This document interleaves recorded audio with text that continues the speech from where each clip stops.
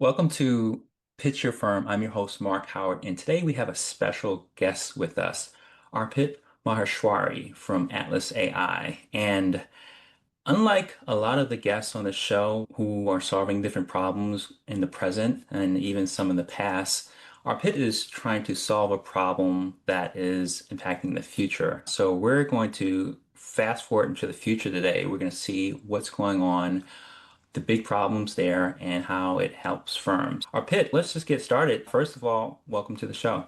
Thank you. Great to be here, Mark.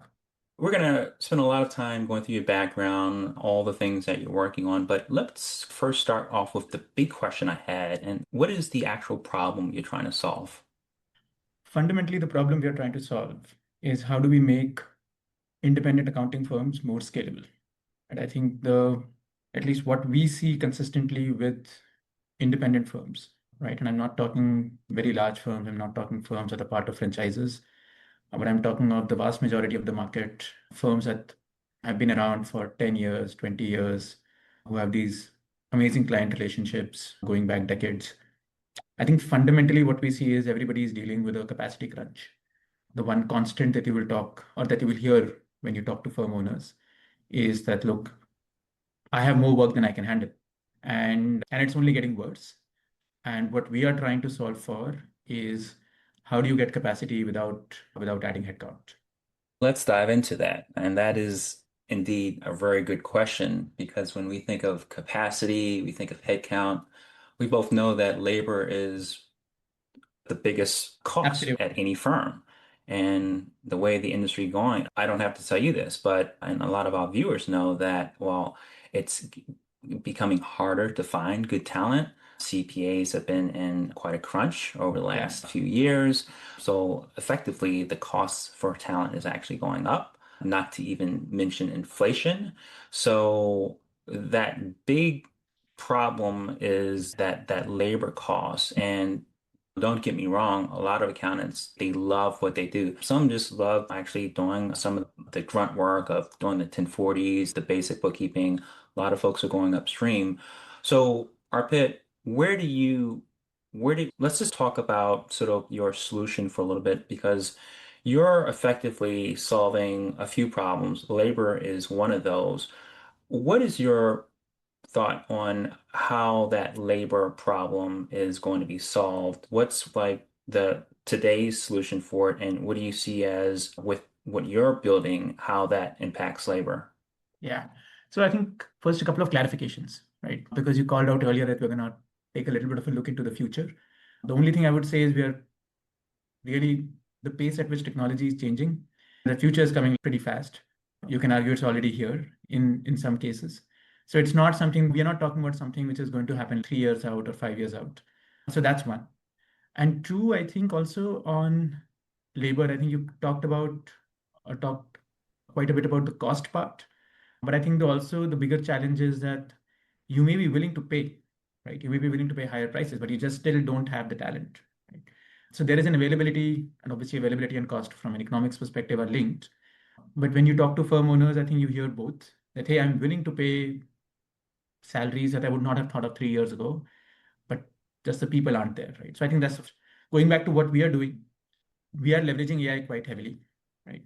And I would say the big difference between AI and software, the way we have seen it in the past, is that AI can do work for you. Historically, software was more about workflows, is how we think about it, right? That you get a tool and it has a certain way in which a certain workflow can be executed, and then you follow that along, right? But the tool is not doing the job for you. You have to actually do everything. In AI's case, it can, under the right level of supervision, actually do work for you. So in some sense, what you have is you have these digital workers who behave as almost like junior accountants. That's how we think of life. And we don't think they're going to do the whole job. Accounting is a profession that requires a lot of judgment, but they can take a lot of the grunt work off your plate. And that frees up capacity to do more.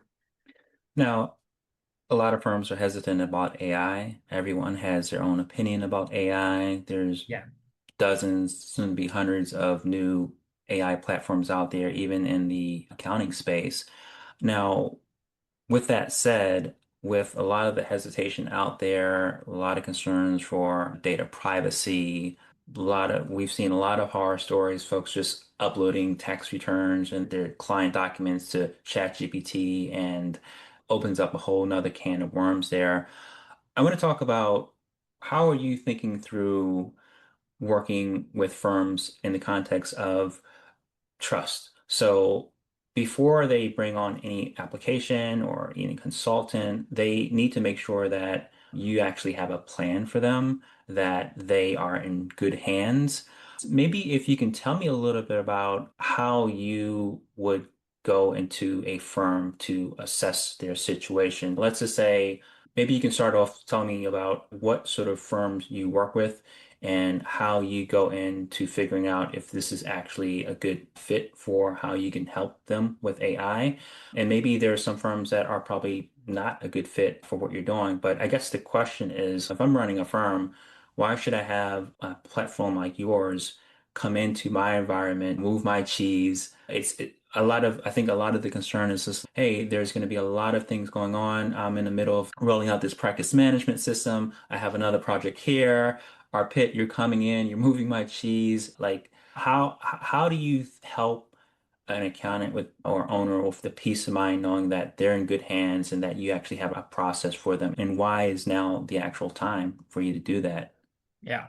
So what I'll do is first, let me just give a little bit of background about what we do, right? Yeah. And then that will help on how at least we like to engage with firm owners, right? So we are not a traditional product. So we are not saying, hey, this is Atlas and this is what it is, right? Take it or leave it. It'll have some minor changes up and down. But we are again not like traditional software. What we have, and that belief comes from the fact that if you've got to use AI well, so I think there are two ways that we are seeing how people are using AI, or maybe three. One is you've got bolt-on tools, right? They're not going deep. They're usually solving a specific problem and they look good. And sometimes they work really well as well. But the challenge is they've solved one problem for your firm. They don't solve anything end to end. And very quickly, you will still get to the same problem that you have today, that you have a whole bunch of tools that you don't have full control or visibility on. We recently spoke to a firm which about, I think, 50, maybe 60 members total. And they had more than 150 software tools that they used, right? Mm. And they're like, we have absolutely no idea what's going on. So point solutions with AI will lead you to ultimately getting to the same end state, right? If you're using ChatGPT just off the shelf, I think you will have the kind of problems that you were referring to. It's not guardrail. There are no guardrails built into it. There are no constraints that have been put in from a security perspective, from a validity of the output perspective. And so you will have those situations where it is going to essentially mess up at some point. And that's a risk that we just cannot take in accounting as a profession, right? What we want to do is we first understand how your systems work, how your processes work. And I will again go back to the analogy that imagine you are creating digital workers, which are junior accountants.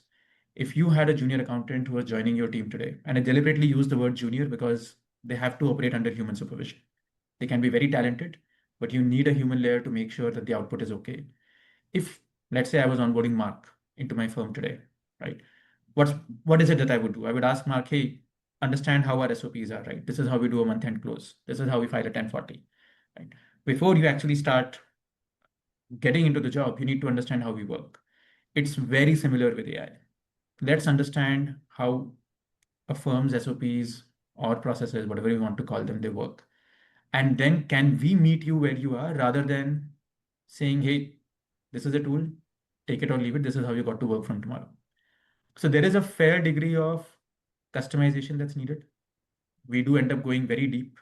We spend a fair bit of time trying to just see how you work, ask sometimes pretty dumb questions that why are we doing this way and not something else?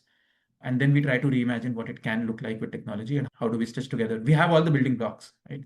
But those are useless if I don't understand how a firm operates. Can you give me an example of maybe a firm you recently helped and a specific problem that you solved, or was it a series of problems that like maybe you came in with one problem and you found out that they have 20 problems? Like, how did you think through that and have that conversation with the firm, and what was the outcome of that? Yeah. So I think so. This is one firm where so they do bookkeeping and tax predominantly. And when we started speaking with them, bookkeeping was like their burning pain point, right? And I think the volume of bookkeeping had gotten to a point where they were finding it hard to manage. And they had some pretty big accounts, which were slightly complex, which probably were at the risk of at least being unhappy. I don't know if they were at the risk of churning. I can't comment on that, but definitely not happy. And so we did a few things, right? First, we tried to understand what is it that you're doing. And turns out that a lot of the job that they were doing involved, so it's a QuickBooks shop, but a lot of data that you're getting from customers is coming in the form of PDFs, which could be bank statements or credit card statements. And they had tried a lot of PDF parsing tools, but they were not getting the level of accuracy that they needed, right? You were still getting 5 to 10% error rates. And the challenge was that you had to then look at everything to figure out where the error was, right? So the amount of time that you were spending in reading PDFs was quite high. And the second, which is a classic problem, I think, in this is that most of this would pile up towards the end of the month, which is the reporting period that they're looking at. So what we did was first we unblocked the PDF piece. And second is we built a smarter categorization engine to start looking at transactions and categorize them. We ran that by the firm owner.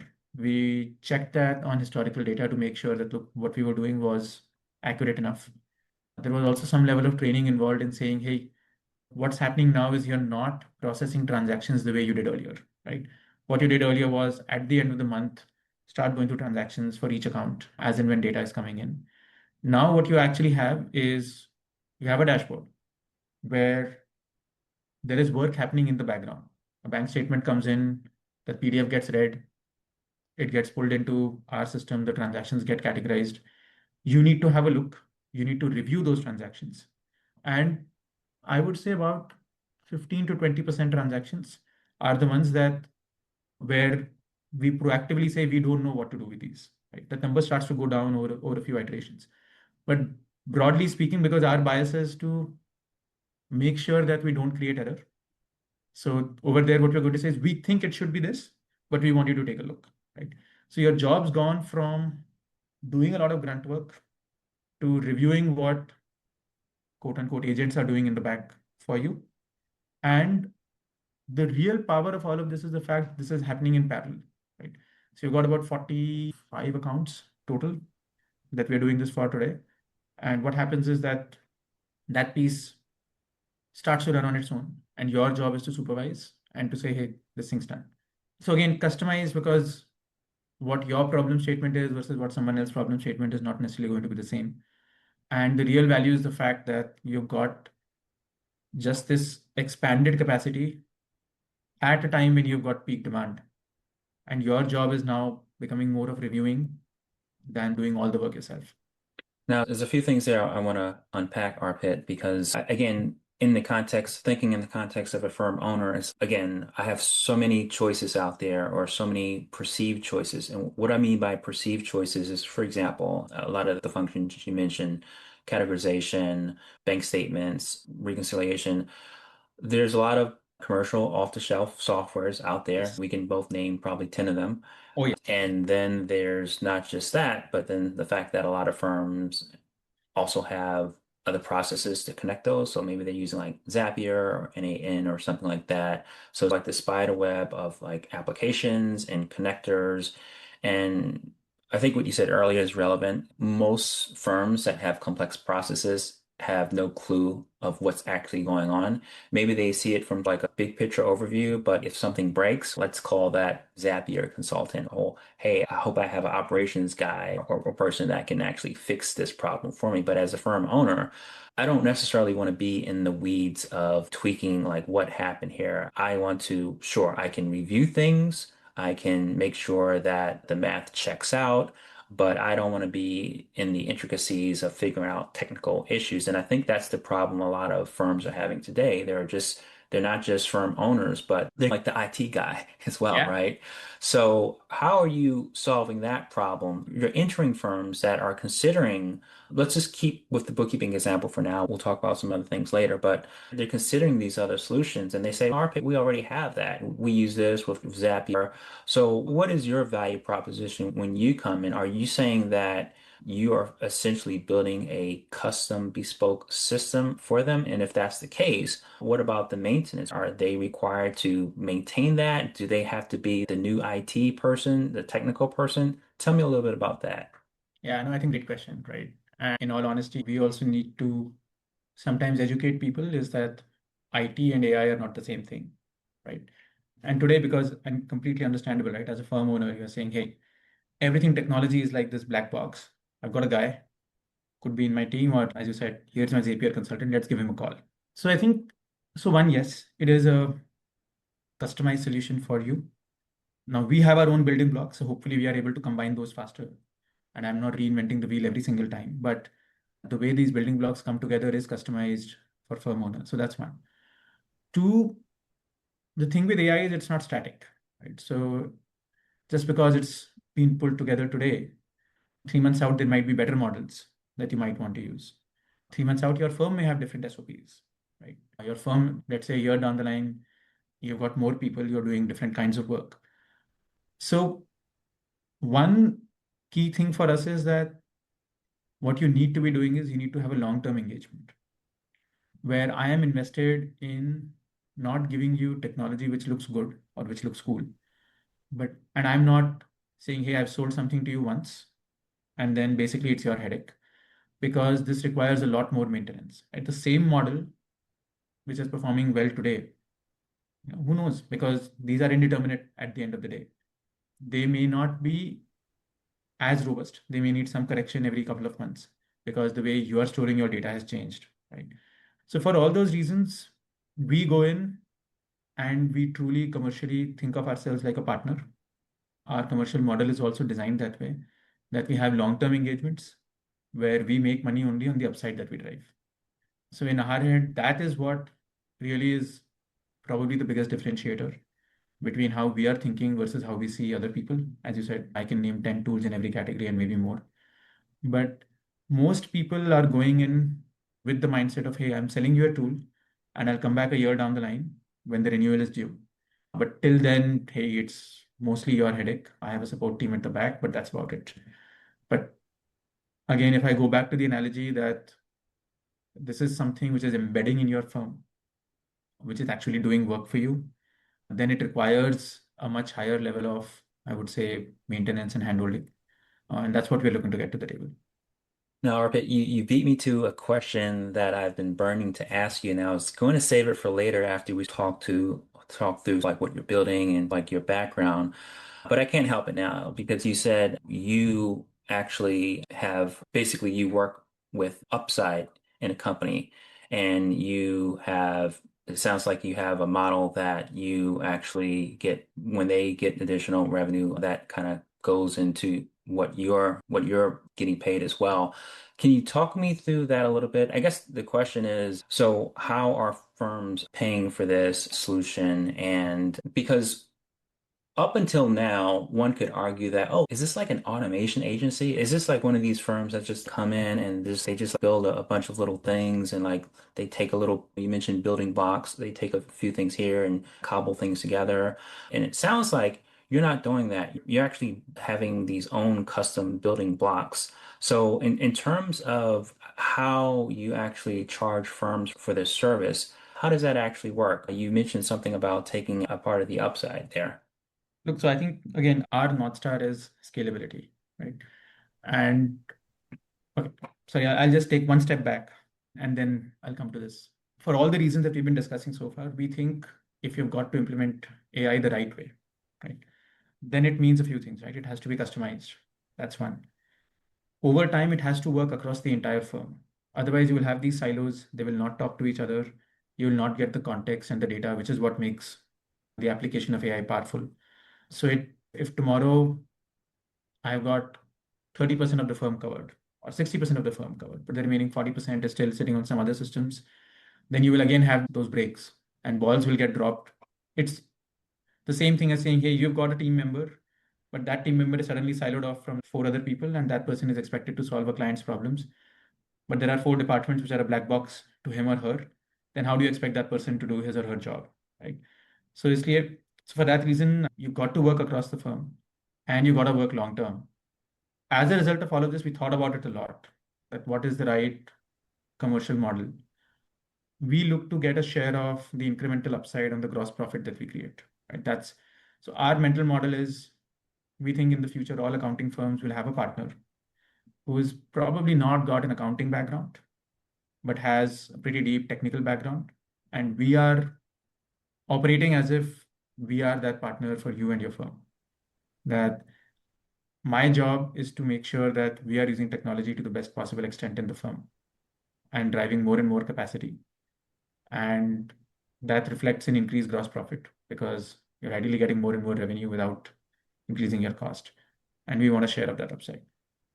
Now, I've always been a fan of value pricing, and now I get into what's called outcome-based pricing. And it sounds like that's something that you're actually Yeah. implementing. It sounds you're effectively saying, hey, look, if you guys aren't making money, I'm not. Or if there's no upside, there's essentially it's not a win-win situation. Yeah. So if I'm hearing correctly, you're coming into a firm and you're building out processes, maybe you're saving hours, maybe you're saving revenue.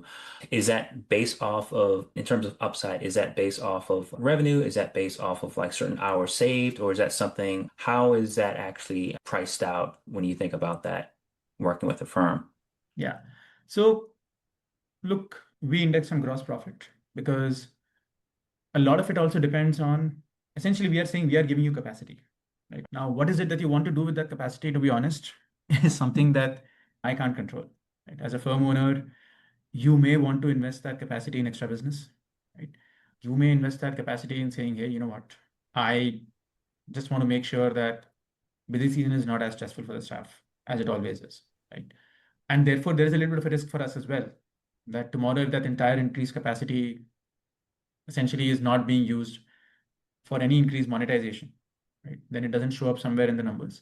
But the gross profit number is the one that we care about. And that is why it is important for us when we are trying to figure out who are the kind of firms we work with.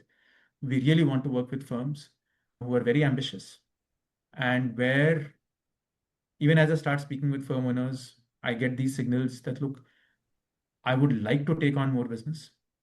I'm turning down business. I'm getting people to walk from the door because I don't have capacity. So that is the ideal state for us. That hey, you've got demand that you would like to service, but you're not able to do that today. And think about it, right? If I could even get you 20% more revenue without you adding headcount, that's a significant bump on profitability of the firm. So that's what we're going for. As an alternative model, just putting this out there, have you ever considered taking equity in firms? We are actually very open to that construct. And because the minute the word equity comes in, everybody starts thinking private equity. We are absolutely anti-private equity in how we think of life. So we don't want majority, right? We are okay taking, because that's me putting my money where my mouth is to the most extreme that I can, saying, because there is one which is profit sharing. And on top of that, if I'm actually putting in money in your firm, because I'm so confident that with our intervention, you are going to become a significantly better firm. You will outcompete other firms in the market. Is that something that we're open to 100%? So let's just run through some quick numbers. Let's say you're working with $1 million firm, right? $1 million gross revenue. And on one model, it's like you get a percentage of the upside of that growth. So let's just say, just example here, you get them from $1 million and they're significantly saving a lot of time. They've significantly cut out a lot of the internal processes. So maybe you've effectively saved them, let's just say $200,000 in labor. So that's one model. Now, the other model, which I just mentioned, is a percentage or a part of the equity. So which model do you think would be the best in terms of working with firms? Does it really come down to I want, let's just say with the equity model, it's, hey, I want to actually keep like everything in my firm. I want to keep my equity position. So therefore I'll go with a percentage of the savings or something like that. How do you think a firm would consider like one versus the other, or who would be like a good fit for one model versus the other? Or how is that decision made? So look, honestly, it's not a unilateral decision first, right? And again, just like the product offering from our side is customized, or at least it's bespoke, similarly, the commercial offering is also bespoke. The principle is that I win when you win, to quote what you were saying earlier. Now, also to first again to the point that where we have saved somebody $200,000 in labor, that may net end up being true, but the way we think of it is always that look, instead of us saving $200,000 in labor, we have allowed you to generate, let's say, $400,000 more in business. Right? That's the play that we really care about. That's the kind of firm that we would want to work with because the growth is the piece that's more exciting. Not that, hey, let's automate a bunch of shit and then just start cutting costs left and center. That I don't think is the part that at least we find exciting at all. Right? I think that's one. And two, it need not be either or. It could be a combination of both. That look, the fact that you are willing to put in some amount of money, whatever amount of money that might end up being, to get a part of the equity in my firm, right? That allows you upside on the balance sheet. And the fact that you are putting in these technology interventions, your platform is coming and actually doing work for me, that allows you to take a share of the upside on my cash flow, right? Effectively. So in my head, I don't think of this as either or.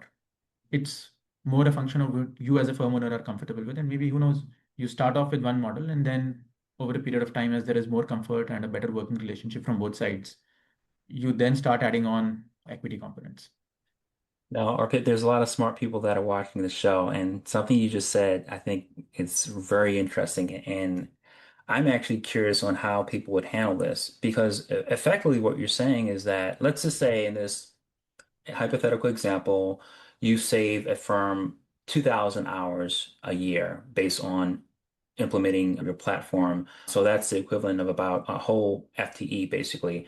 And let's just say that FTE or that 2,000 hours was, just to keep it simple, comprised primarily of just 1040s, right? Maybe just doing a bunch of 1040s. You come in and you essentially are able to automate that part of the process. So now the net result is that there is now 2,000 hours of free time at that firm.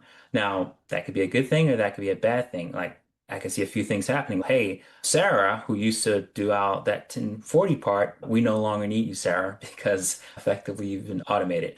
I don't think that's the common example.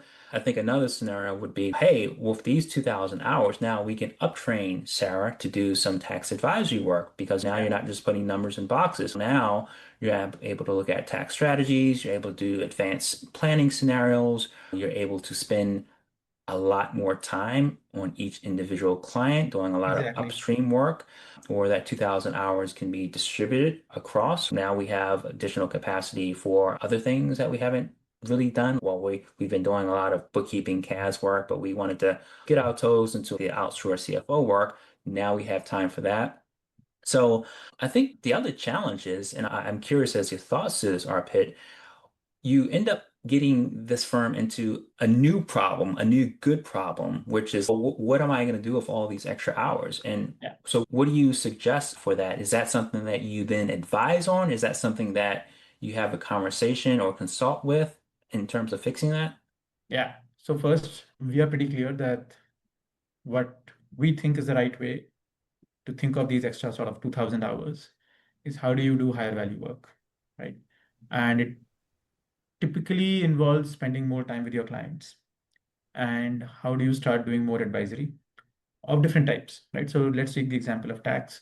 And again, another firm owner that we had spoken with, she said, today I am the only person who does tax advisory in the firm, right? I would like more people to be able to do it, but I have just not had the bandwidth to be able to open up my own time. My team doesn't have the time, and so on and so forth. Now, let's imagine everybody has 400 hours extra every year, team of three, four, five people, any number of people actually, right? There's a lot that can be done. So one of the things that we were discussing with them is if we know how you pitch tax advisory today, what are the kind of strategies that you have, right? We can use those to make sure that the team starts getting upskilled. Sarah goes from saying, hey, I file a 1040 to saying, hey, I can spend 15 minutes, 30 minutes with clients. I can walk them through how do you plan your taxes for the next year. We can start taking actions today as opposed to starting to think 2 months from the deadline on what can we do last minute. All of that, I think, starts getting possible and feasible. And that's also one of the reasons why it's important to work long term with firms, because when you're going in, this is not a possibility that you honestly have, right? But suddenly, when that time actually gets freed up, then this starts to get real. And then you say, hey, and again, this is something where AI can do a lot of work for you. It can help you a lot. One consistent thing that we see across different kinds of processes is that there is a lot of time that gets spent on what we call chasing and cleaning for data, and then applying, I would say, let's call it relatively simple rules on top of the data that you get, right? That's the grunt work and that's the heavy lifting that technology is very well suited for. But the stuff on top, the judgment, the relationships with clients, that's where the real value is. Because at the end of the day, accounting is a business built on trust, right? And what we want is to make sure that everybody has more time to do these things that really matter. So that is, I think it's a great answer, and I think it gives a lot of people hope and inspiration because it solves a downstream problem too. And I think a lot of, as much as I love tech, I think it's just the beginning, right? Because you have this free capacity, you have this free time. What do you do with that, right? Some people would squander it, some people will do nothing, some people will stay stagnant, others would grow. But I think a lot of people need like direction on that. So I want to talk about AI in general in terms of firm and how it creates more value for firms. Does AI make a small firm more valuable or more disposable? What would you say? It's a very good question. I would say I think it can do both, to be honest. So if you are a firm that's able to leverage AI and start doing higher value work, I think you will become more valuable over a period of time, right? But let's imagine that the bulk of your business today is what I would call relatively simple stuff, right? Like you're filing non-complex 1040s. That's a big part of your business.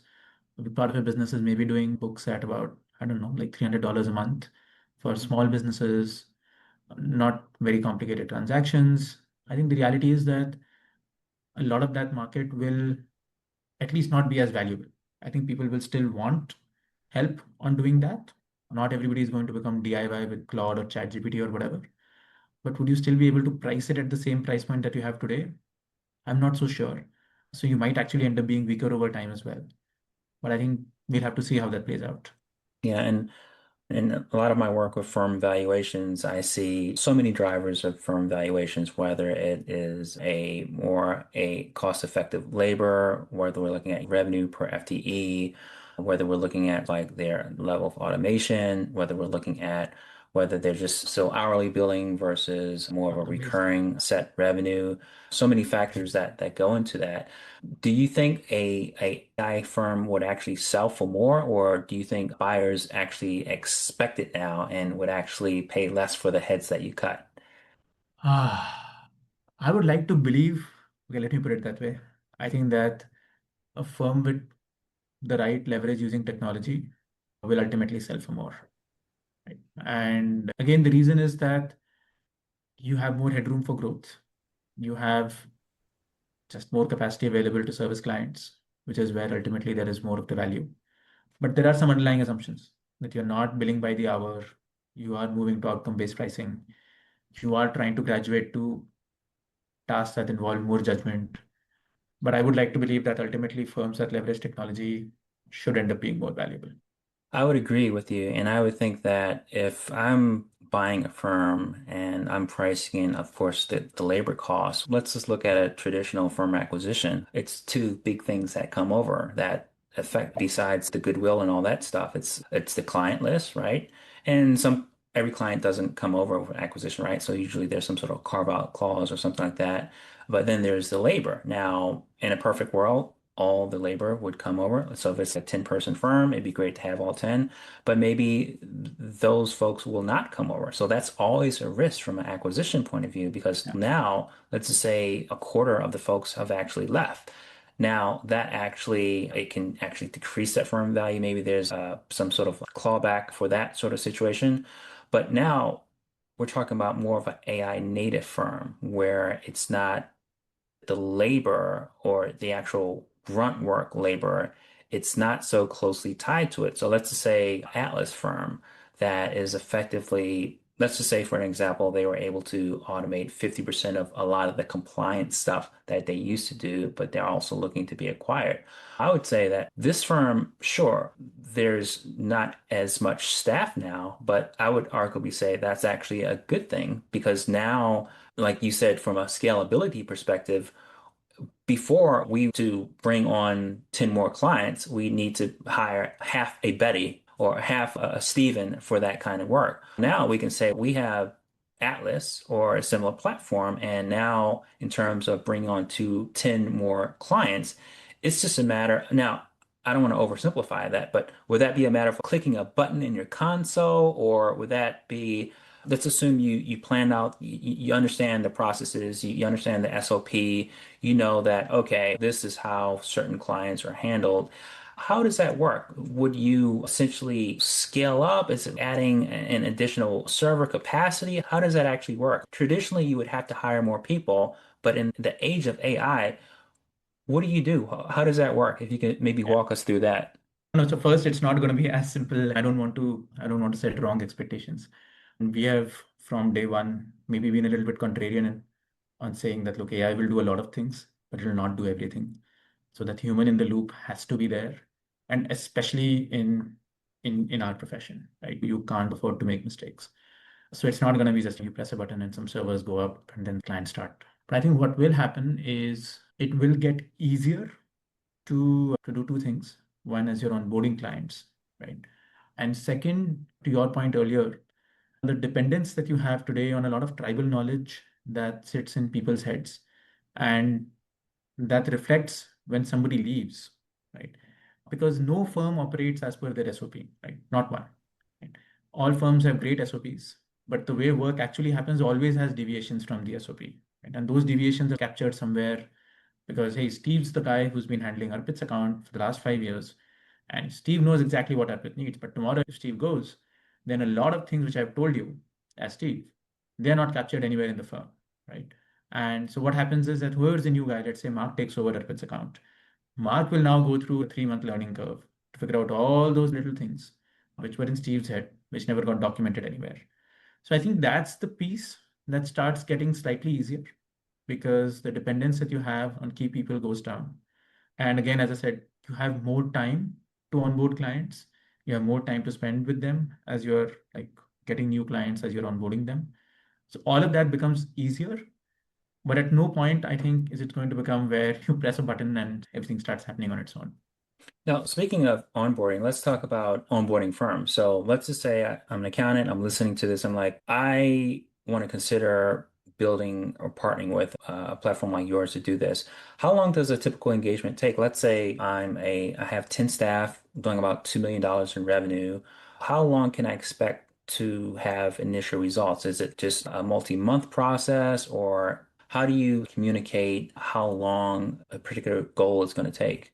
Yeah, great question. So look, we are big believers in making sure we start solving problems as quickly as we can. And what we typically try and do is we try and understand what are your top three burning pain points today. Because what we want to build out will be like a complex system. It will span your firm. It's going to take a lot of time.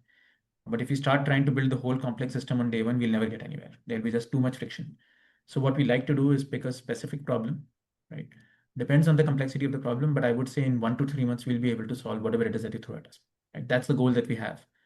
That let's take a specific problem, which gives you immediate results, and it has a lot of benefits from a downstream point of view. Because, and this part we haven't touched on so far, but I think the thing with AI is that honestly, I think the technical piece, it's hard, but relatively speaking, the harder part is change management because you've got to get people to adapt to a slightly new way of doing things. And you've got people who are very used to doing things the way they have for 8 years, 10 years, 20 years, take your pick, and saying, hey, you know what?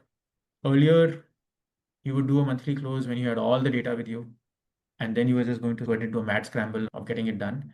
Today, what you can do is the system does like a weekly close, as in when data comes in, and you start doing that incrementally because ultimately it helps you meet like a 5 day commitment that you might have made to your customers, right? Even though there are many benefits for that, just driving that behavior change is hard. It's not very easy, especially because the system is uncertain, right? At everyone, once in a while, it will do something that you do not expect. So what we try and do, therefore, is pick a well-defined problem, which is something that will immediately show value because it shows value not just to the firm owner, but to the staff as well. So it generates momentum as you start solving more problems. Now, looking inside a firm that maybe you've recently worked with, did you have any surprises that come up? Maybe things that may have broken, things that maybe you've actually learned from, or any interesting stories that you're able to divulge? Yeah, absolutely. I think I can, a couple of anecdotes that I can give. So I think the surprise piece initially that we had, because we looked under the hood for one or two firms which were, I would say, significantly scaled. And I honestly went in thinking that, hey, that would be like a very well-oiled machine. But turns out it wasn't. And for good reason, honestly. It's just the amount of pressure that you have, right? When you've got to just get your month-end close done, you've got to get your taxes done, you've got audits coming in, you've got new clients, you've got new requirements. So the extent to which you can leverage technology. And this is a shop which has got good tools, right? They've got well-defined SOPs, well-defined tools. I think that piece was initially a bit of a surprise. But as we understood that, as we actually saw how they work, we realized that, look, you just don't have breathing space to be able to do so many things that you know you need to do, right? It's not that people don't know they need to maybe operate a little bit better, but that breathing space is very hard to find. So I think that's one. We also spoken to a couple of firms recently who have been spending more time on this for the last 6 months and very positively surprised by what they've already done. Like one firm, they've got two pretty nice open source tools that they have because we understand that space. I think they selected the right open source tool. And at least they got the first level of implementation, which is starting to show some benefits. And another firm that I know of, they have found some pretty interesting workarounds to get data because you don't have API access for everything. A lot of tools will, at least traditional software, there will be a lot of guardrails around saying, hey, I will not give you API access to this. But these guys have found very creative ways to get data on a seamless basis. And that happened because they went very deep on that one problem for about 3 months or maybe 4 months. So lots to learn. Now, does a firm actually own that particular IP or that platform, or is it you own the platform, they own all the client information? What's the sort of like the demarcation point there? Because I can think of, hey, a firm comes on, they love what's going on, but then maybe there's like a, say, like a change of ownership or something like that, and there's confusion like, you guys have this awesome system. Do we own it? Is it a vendor? Tell us maybe a little bit more about Yeah, that. no, I think great question, right? So I think the platform is stuff which is our IP, all output, all client data, etc. That's completely like that's what you own as a firm. All configurations that we do on the platform, which are specific to your firm, they end up being with you, right? But the core platform is stuff which is, of course, Atlas's IP. Got it. Okay. And in terms of big elephant in the room, let's talk about security for a little bit because that is something that a Yes. lot of vendors get wrong, and we've seen a lot of horror stories. Where are you in terms of security? Do you have your SOC 2 compliance, or is that something that you're getting? Tell us a little bit about that, just So we are to ensure getting, folks that data is safe. no, no, absolutely. We are, I would say, in advanced stages of both SOC 2 and there is an ISO standard as well that we are going through, ISO 27001. So that's, I think, table stakes. That's the bare minimum that you need to do. There are a lot of other things I would say that we have at least thought of from a security point of view, right? Which is that you get dedicated hosting. And we are happy to work if you want on-prem stuff. I think it's relatively inefficient, but that's something that we can do. But for anything that goes to the cloud, you basically get a dedicated instance. So your data never gets commingled with anybody. And even for your clients within your instance, that will again get segregated. So it's not that one client's data sometimes by mistake gets commingled with another client's. That is the bare minimum by default. And of course, everything that we can from the highest standards of encryption, data security, all of those I think we take for granted. Without that, I don't think like we would ever want to operate this business because the sensitivity of this data is paramount. And where is the data? I'm assuming it's hosted in the US, or where's the Yes. actual data? Yeah, yeah. And It's okay. hosted on servers in the US. Got it. Got it. Okay. Now I want to roll back a little bit because we really didn't get into what was probably is the most interesting thing is that you're not just a founder, you're actually previously an investor. And your project is not just simply a project, but it's actually a full-blown solution that you recently raised, if I'm correct me if I'm wrong, about $6 million for. So you have, unlike a lot of these other players, you have $6 million in backing. You're not just a fly-by-night solution provider that just comes up or is just hacking this thing together in the garage. You actually have a lot of institutional value and investment behind you. I want to talk about why is it that they decided to invest in you for your particular solution versus the hundreds of others that have been competing for a lot of AI investment dollars? What was it particular about your idea that got that investment? If you can give us the story behind that. Yeah. So look, I will only be able to comment on what I think people liked about the idea, right? I would say maybe two or three different things. So one, philosophically, how we're thinking about AI, all the stuff that we talked about, that we're not looking to build point solutions. We're not looking to sell it in the traditional software slash vendor relationship model because we just deeply feel that's not the right model to both build and deploy AI. That from day one, we have always thought of saying, how do we create a coworker for you?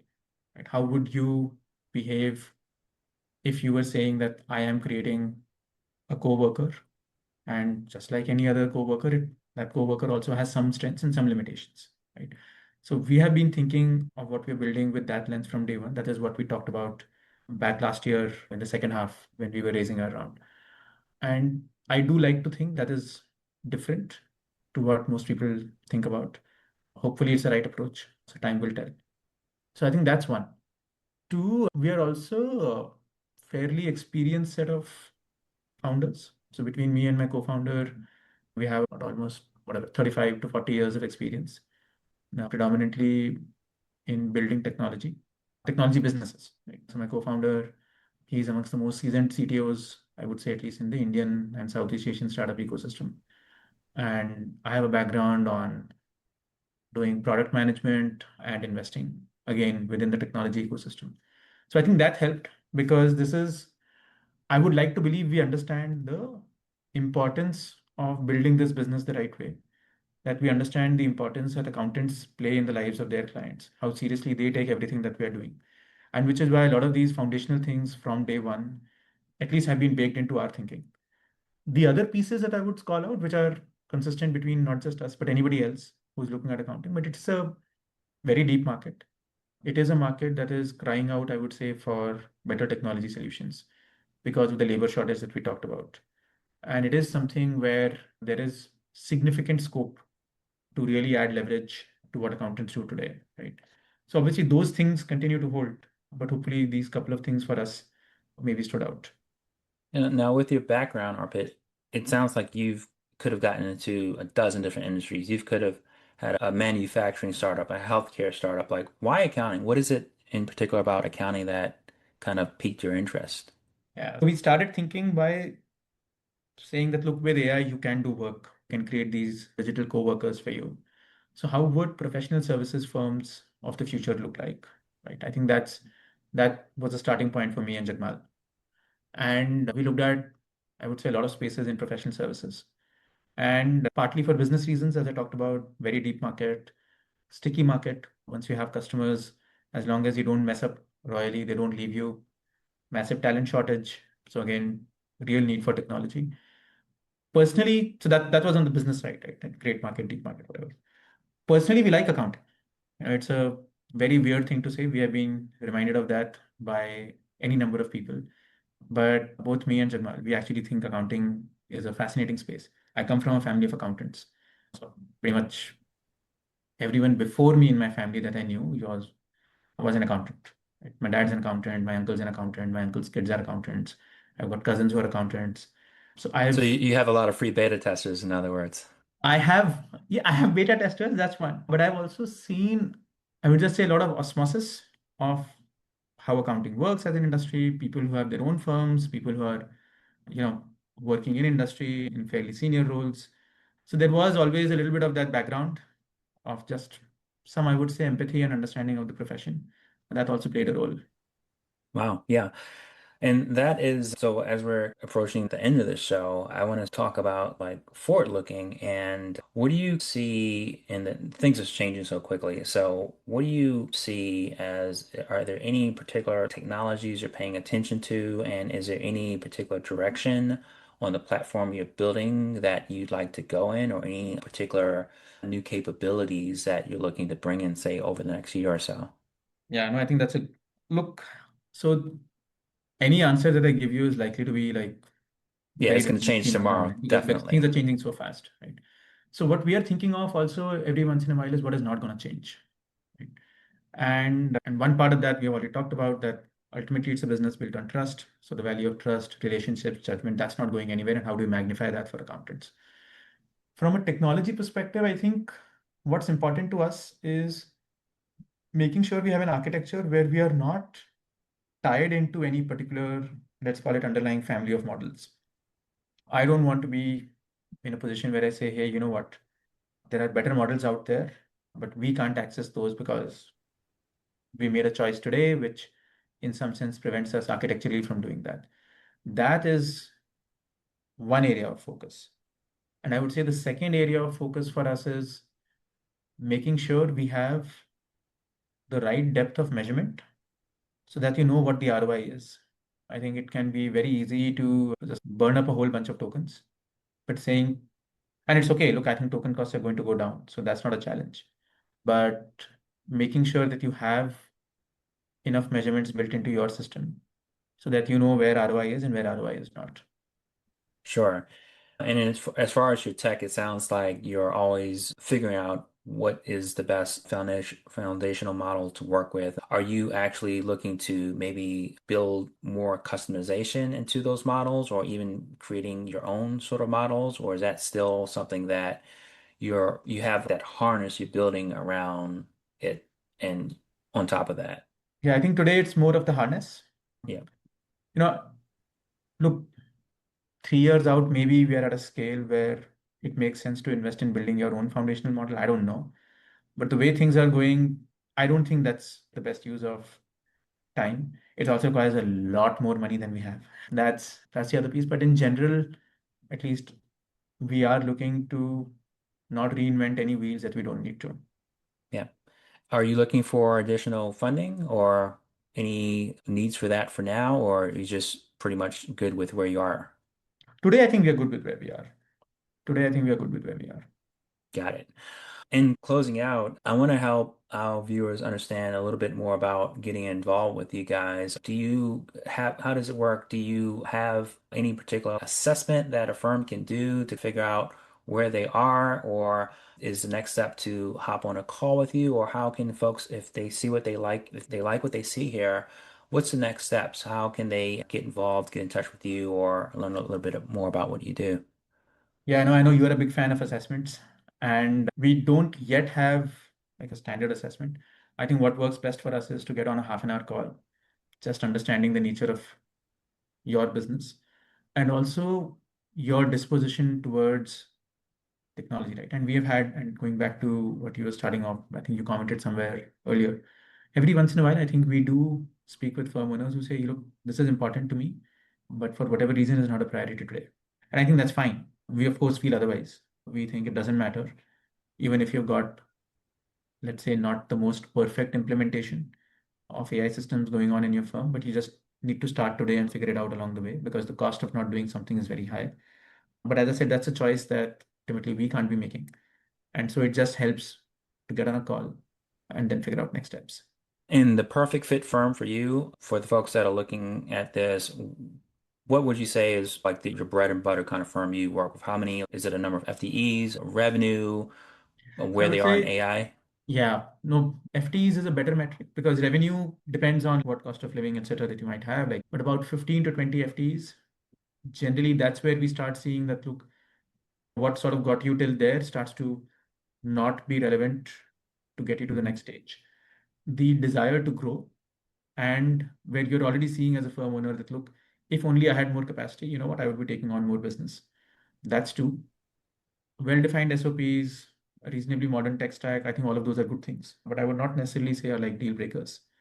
And in the most ideal world, you have tried AI implementation or at least some format of that in whatever shape and form yourself, because you already come in with a slightly more, I would say, nuanced perspective on what AI can do and can it not.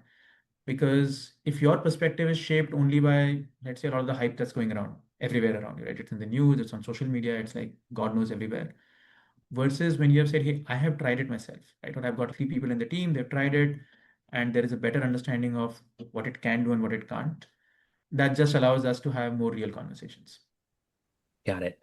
Arpit, it's been great having you on the show today. I think we've learned a lot. I'm really excited for the future and definitely I'll be following to see how you guys are progressing over the next few months or so. How can people get in touch with you or if they're interested in having that conversation, should they go to your website or what's the best way? I would say you could go to our website and you could just drop me a message on LinkedIn. Pretty responsive. I can also, you have my email already. People can just write in. That works. Okay, great. We'll definitely put a link to the website in the show notes and yeah, make sure that folks get in touch. Well, Arpit, thanks so much for being on the show today. It was great to have you. Same here, Mark. I really enjoyed being here as well. And thanks so much for some really thoughtful questions. Really appreciate that. Thank you.